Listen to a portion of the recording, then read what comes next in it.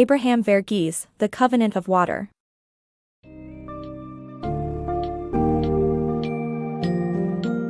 Embark on a transformative journey through the intricacies of The Covenant of Water by Abraham Verghese, a sweeping narrative that spans the 20th century tapestry of South India. At its heart, the story delves into the lives of the Purambil family, underscoring their struggles with familial curses, societal constraints, and the ever-present power of love and redemption. From the arranged marriage of a young girl, known as Big Amachi, to the existential quests of subsequent generations, Verghese intricately explores themes of grief, resilience, and the enduring spirit against the backdrop of India's tumultuous fight for independence. As characters like Dr. Digby Kilgore and Mariamma navigate personal and national conflicts, readers will be immersed in a tale that highlights the intersections of fate, identity, and the perseverance to transcend inherited burdens. This book summary will guide you through key moments and themes that define this masterful narrative, unraveling the enigmatic legacy of water that weaves through the Purambil lineage.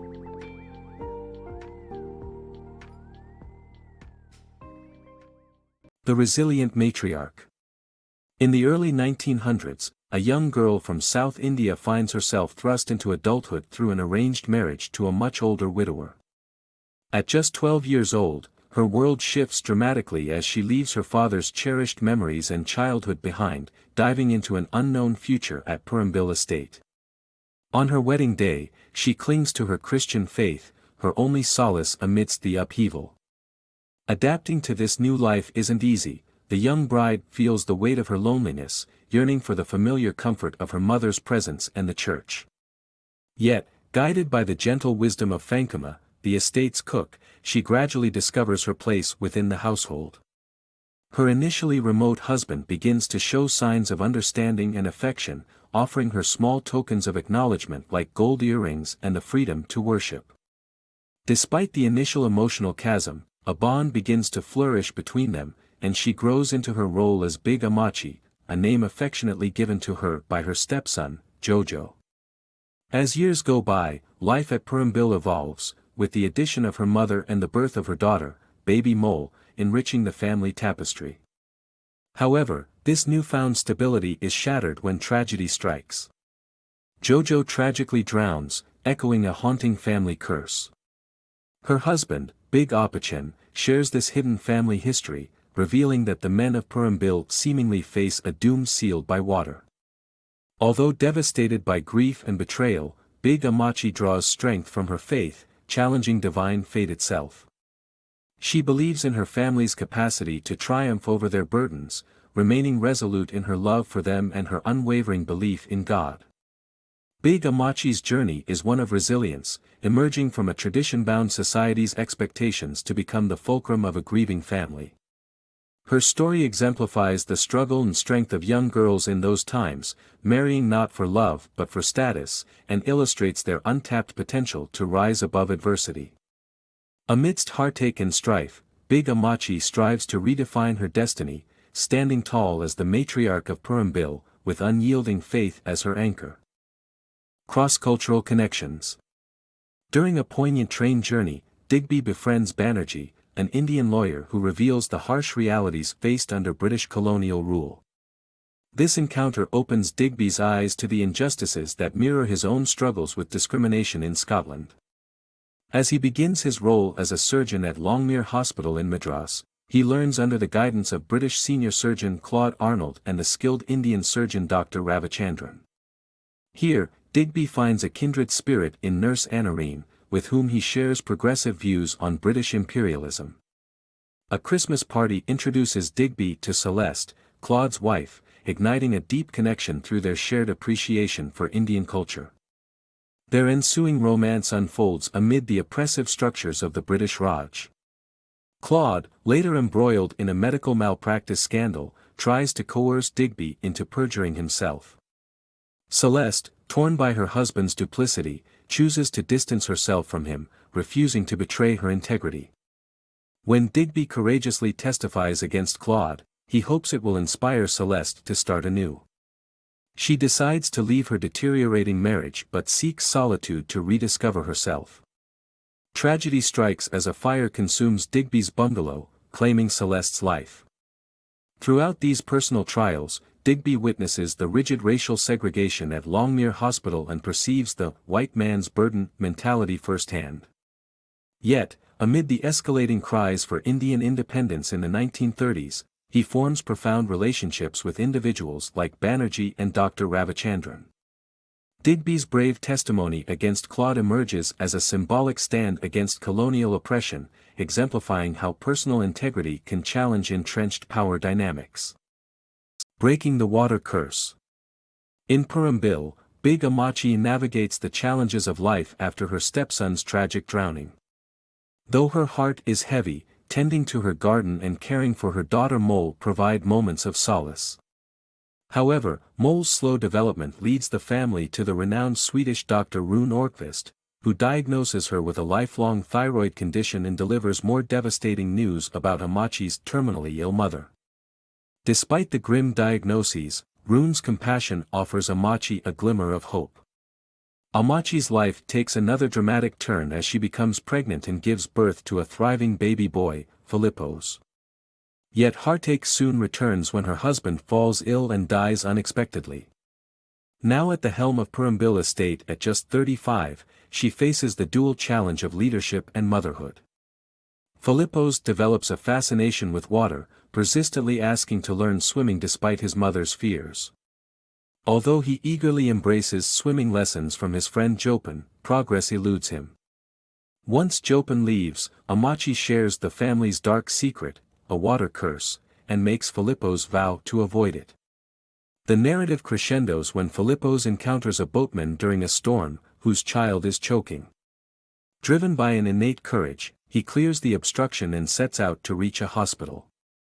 Overcoming the ferocious floodwaters, he succeeds, hinting at his potential to break the family's curse.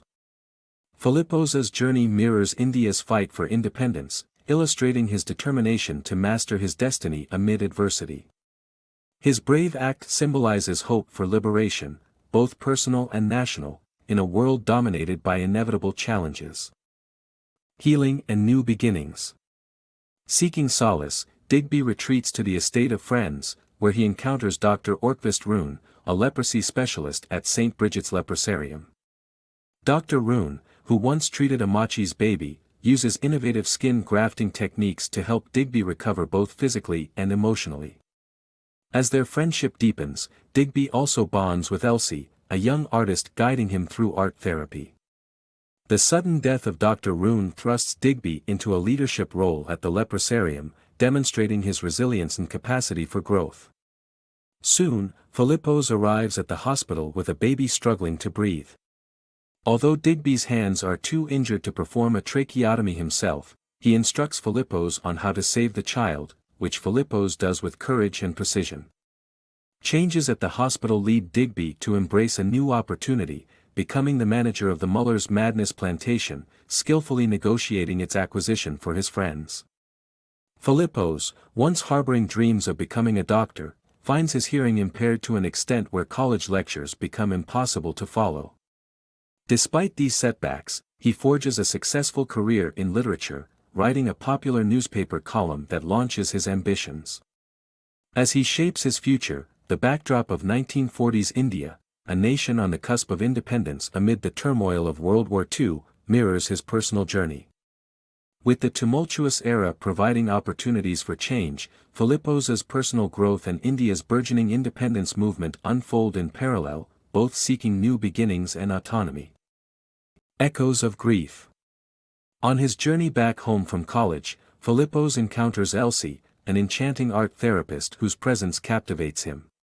Drawn together by a marriage broker, they settle as newlyweds in Purambil in 1945, where Big Amachi's astute leadership has transformed the estate into a thriving community. Their early marital bliss is soon overshadowed by a dispute over a jackfruit tree that Elsie had removed. This tree, deeply cherished by Philippos, symbolizes a connection to his late father, and its absence creates an emotional rift between them. Their world is further shaken when their son Ninan is born prematurely, prompting Philippos to promise to finally cut down another contentious tree. Yet, this pledge remains unfulfilled. In the backdrop, India celebrates its newfound independence as Ninan grows up strong, only for tragedy to strike. The boy falls from the very jackfruit tree and dies tragically, pierced by its branches. This catastrophic loss irrevocably fractures Filippo's and Elsie's marriage. Elsie departs Purambil, retreating to her father's home, but returns over a year later. A fierce monsoon temporarily binds her to the village as Filippo's attempts to rekindle their life together. Despite a momentary physical connection, Elsie remains emotionally distant. She lingers in Purambil, but their relationship is tarnished with feelings of guilt and remorse. Sinking deeper into despair, Filippo succumbs to opium addiction, and when Elsie becomes pregnant again, Filippo becomes fixated on the idea that the unborn child is the reincarnation of Ninan. To his surprise, Elsie gives birth to a daughter, whom she names Mariama, after Big Amachi. However, overcome by her own sorrows, Elsie withdraws from her daughter and eventually vanishes, leaving only her clothes by the riverbank. Big Amachi, embodying resilience, takes it upon herself to raise Mariama. The narrative weaves themes of grief and loss as Filippo's and Elsie struggle to navigate the deep scars left by their son's untimely death. While Filippo's numbs his pain through substances, Elsie is engulfed by a haunting sense of desolation, distancing herself from their new child.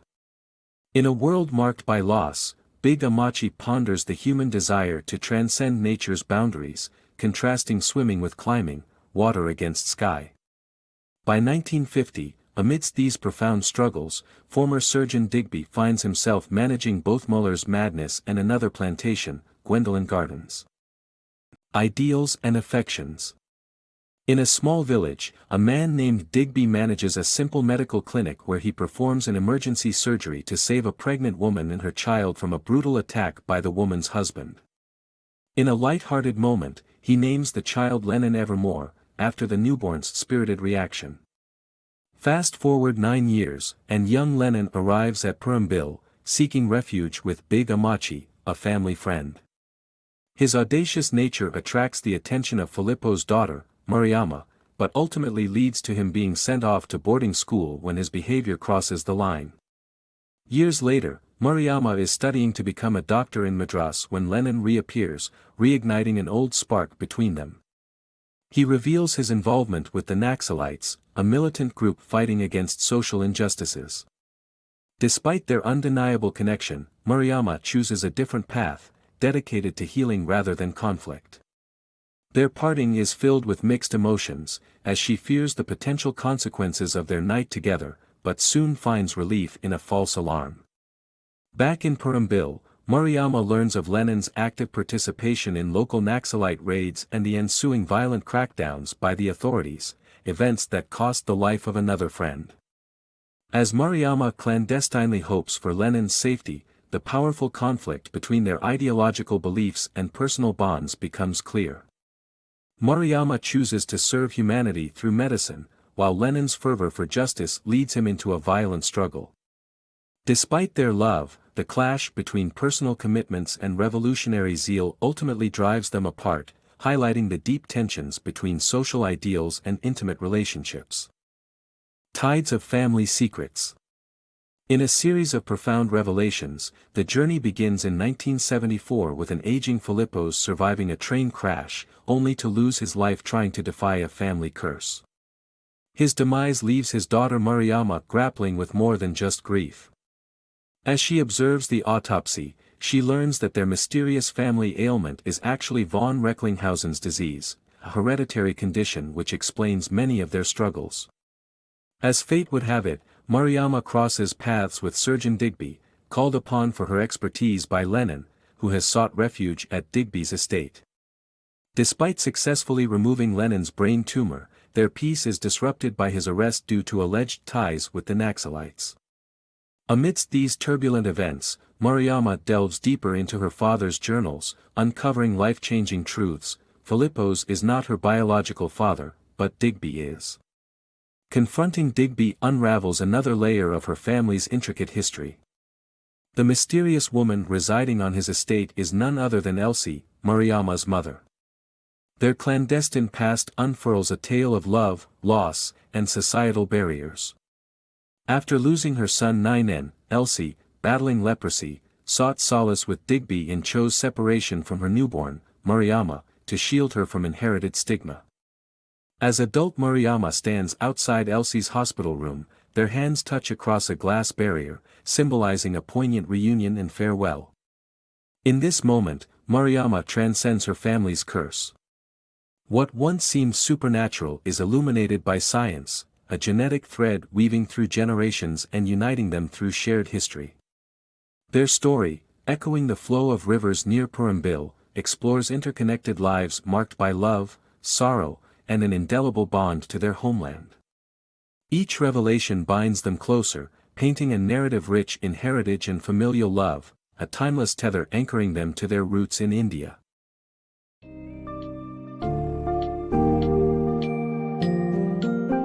As The Covenant of Water draws to a close, readers are left with profound insights into the generational saga of the Purambil family.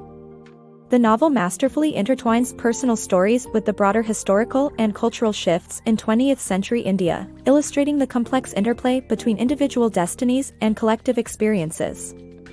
Abraham Verghese unravels the mystery of the Purambil curse, revealing it to be a genetic condition rather than a supernatural affliction, thereby lifting the veil of myth with the light of scientific understanding. Through characters like Mariama, who breaks free from the past through knowledge and compassion, the book echoes themes of healing and empowerment. The narrative underscores the resilience of the human spirit and the interconnectedness of lives, much like the rivers that symbolize continuity and change. In essence, Verghese's tale is a tribute to the enduring bonds of family, the pursuit of identity, and the transformative power of love and hope amidst life's uncertainties.